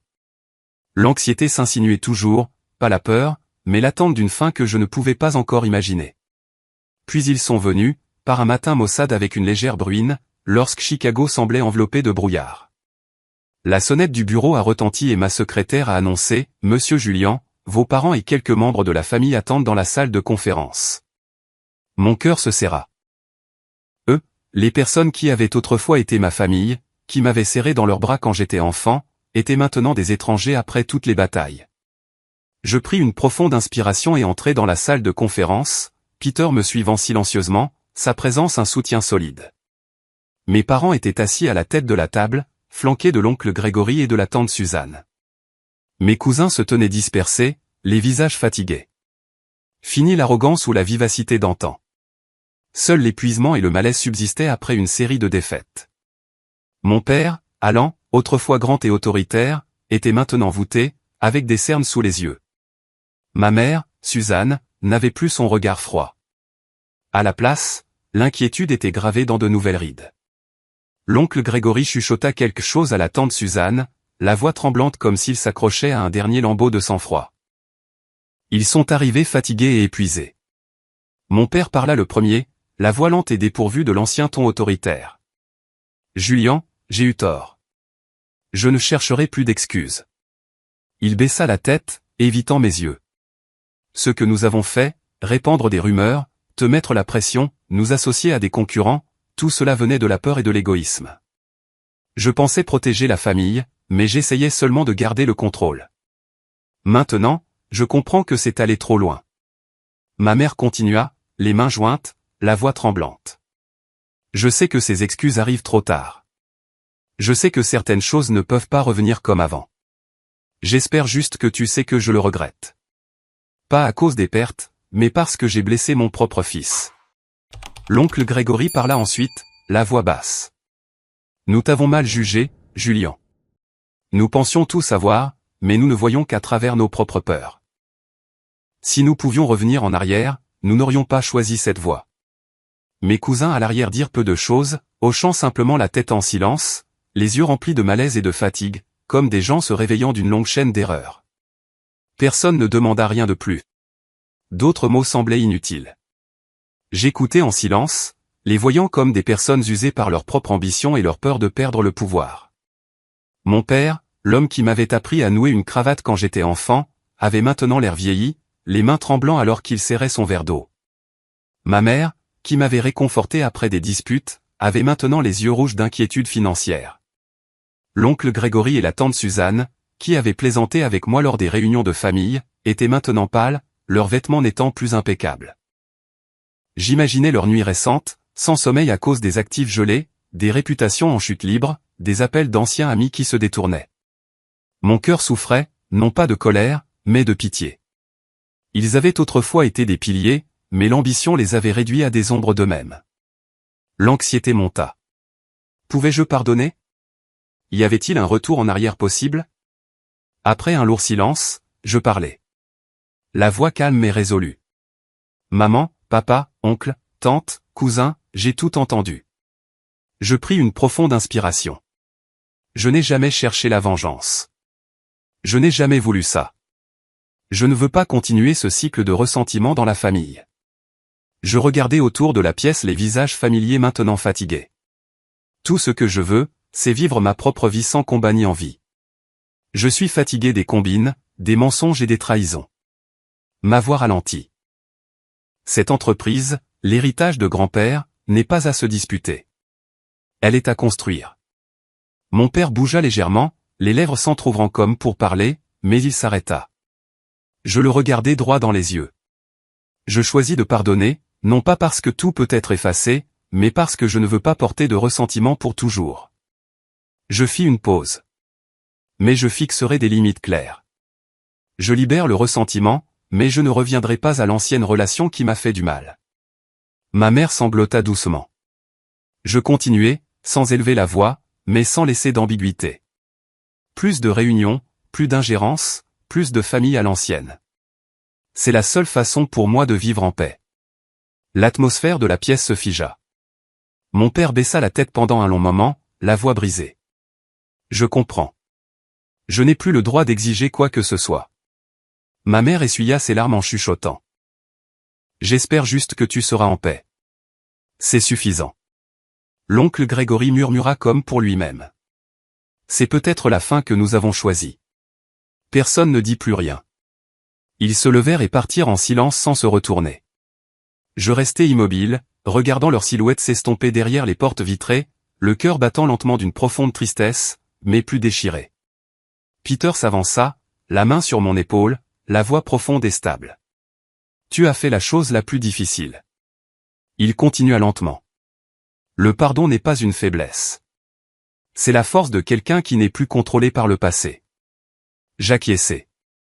L'anxiété persistait quant à savoir s'il changerait vraiment. Mais je savais une chose. Cette décision était nécessaire. Pour clore un vieux chapitre et avancer sans regarder en arrière. À partir de ce moment, je me suis entièrement consacré au développement de Ross Steel & Logistics, conformément au véritable souhait de mon grand-père. Fermement engagé sur la voie de la durabilité et de la transparence. Fini les décisions à court terme pour le profit. J'ai investi dans les technologies vertes, développé des chaînes d'approvisionnement respectueuses de l'environnement et donné la priorité au bien-être des employés. À chaque réunion, je rappelais à l'équipe, nous construisons pour l'avenir, pas pour le prochain trimestre. L'entreprise a connu une forte croissance, avec un chiffre d'affaires en hausse de 20% la première année. Mais plus important encore, les employés étaient fiers de leur lieu de travail. Je m'asseyais souvent seul dans l'ancien bureau de mon grand-père, regardant son portrait et chuchotant, je fais comme tu le souhaitais. L'anxiété demeurait. Les marchés sont toujours volatiles. Mais c'était maintenant l'anxiété de l'espoir, pas de la peur. Peter a continué à m'accompagner en tant que conseiller discret, non directement impliqué, mais toujours là lorsque j'avais besoin d'une perspective claire. Il ne venait pas au bureau tous les jours, juste des appels tardifs ou des réunions dans un café au bord de la rivière où il analysait la stratégie de sa voix chaude et profonde. « Que penses-tu d'une expansion en Asie ?» demanda-t-il un jour, et j'écoutais, apprenant de son expérience. Au fil du temps, j'en suis venu à considérer Peter comme un deuxième grand-père, non pas par le sang, mais par la confiance et les valeurs partagées. Il m'a appris le caractère, comment traiter les autres sans attendre de gain. Un après-midi, alors que nous nous promenions dans le parc, il a dit, « Julian, le pouvoir est temporaire, mais la gentillesse est éternelle. » Ces paroles m'ont fait réfléchir et notre lien s'est approfondi, comme deux voyageurs traversant un désert ensemble. Une décision majeure que j'ai prise a été d'allouer une part stable des bénéfices à la construction d'une maison de retraite gratuite nommée d'après Norman Ross et Peter Ross. C'était une façon de clore le passé et de rendre quelque chose de bon. L'idée a émergé lors d'une réunion financière. En regardant les chiffres des bénéfices, j'ai pensé aux personnes âgées comme Peter que j'avais rencontrées dans la rue, sans nulle part où aller. Nous allons construire un endroit pour eux, ai-je annoncé à l'équipe. La maison de retraite a été construite en périphérie de Chicago, avec des jardins luxuriants, des chambres confortables et des services gratuits pour les sans-abri âgés. Peter a d'abord refusé que son nom figure sur le panneau. Je n'ai pas besoin de reconnaissance. Mais je l'ai persuadé, c'est pour grand-père et toi, les deux qui m'ont appris la compassion. La maison est devenue un endroit que Peter fréquentait, non pas en tant que fondateur, mais en tant que personne âgée ordinaire trouvant la paix. Je l'ai vu assis sous un arbre, discutant avec d'autres résidents, et il a souri. C'est ma nouvelle maison maintenant, Julian. Ma vie avec Peter est devenue plus simple, sans ostentation, plus entraînée dans les luttes de pouvoir. J'ai vendu la voiture de luxe, gardé le vieil appartement, passé du temps sur des livres et de longues promenades. Peter errait encore occasionnellement, mais revenait toujours avec de nouvelles histoires. Nous ne parlions plus d'argent ou de pouvoir, juste de la vie, juste des gens. Un soir, alors que nous discutions du travail et de la vie sous la chaude lumière de la maison, j'ai regardé Peter et je me suis souvenu de tout le parcours. Des funérailles de grand-père et de la douleur creuse aux sans-abri chassés, de la lecture chaotique du testament au procès tendu. Des tactiques sales à la contre-attaque silencieuse, chaque moment était une cicatrice, mais aussi une leçon. Mon cœur battait lentement d'émotion. L'anxiété du passé s'était maintenant transformée en paix présente. Finalement, j'ai réalisé que ni l'argent ni le pouvoir ne définissent la valeur d'une personne, mais la façon dont elle traite les autres lorsqu'il n'y a aucun avantage à en tirer, en particulier les plus vulnérables. Mon grand-père me l'a appris par son testament, Peter l'a vécu par sa vie d'errance. Et maintenant, je l'appliquais dans chaque décision. De tout ce que j'avais enduré, j'ai compris que pour protéger les vraies valeurs dans une vie saine, il faut parfois oser se lever, oser dire non, et oser accepter de perdre des relations qui n'existent que pour le gain. Non pas parce qu'elles n'ont plus d'importance, mais parce que ce lien était devenu un fardeau, entraînant des combats, de la suspicion et une douleur prolongée. L'ancienne famille avait autrefois été une partie inséparable de ma vie, mais cette même relation avait érodé ma confiance et ma paix au fil des ans. S'y accrocher n'était plus un devoir, mais de l'automutilation. Lâcher prise n'était pas une fuite. C'était le choix nécessaire pour mettre fin à un cycle toxique. Ce n'est qu'en le libérant que je pouvais avancer plus léger, en me concentrant sur la construction de ce qui compte vraiment et en trouvant la paix que j'avais sacrifié tant d'années à chercher. Donc, si l'on est forcé de choisir entre plaire à des relations toxiques et préserver sa propre paix, il faut choisir la paix. Car ce n'est qu'en échappant au combat et à l'ambition aveugle que l'on peut vraiment vivre une vie digne. J'ai appris cela à travers des nuits blanches et des décisions difficiles. Et maintenant, en regardant Peter sourire au-dessus de son thé, je savais que j'avais bien choisi. Notre histoire, de la perte à la renaissance, n'était pas une fin, mais le début d'un véritable héritage, la compassion et la paix.